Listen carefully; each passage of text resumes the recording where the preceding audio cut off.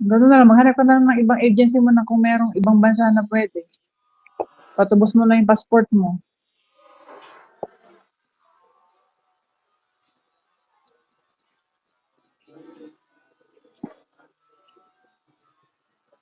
Eh, magkano po ba ang tubos nun?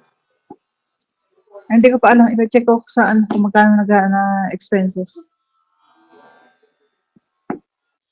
Eh, pwede naman ma-process kung hindi nasabihan yung employer. Hindi check ko kung magkano yung naging expenses mo. Sabihin kita.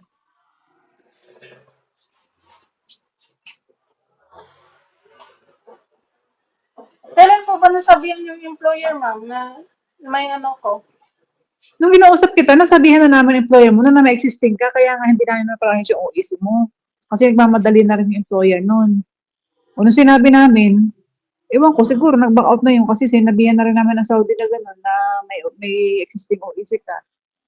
After nun, wala naman silang update na kung meron pa ulit kailangan ng employer. Kasi nag-back out na rin yun, na sinabi namin may existing OIC ka. Kaya di ba, pinuntahan kita sa accommodation, sinabi ko sa'yo na hindi ka namin napaprocess, hindi ka namin papaalis dahil sa existing OIC mo.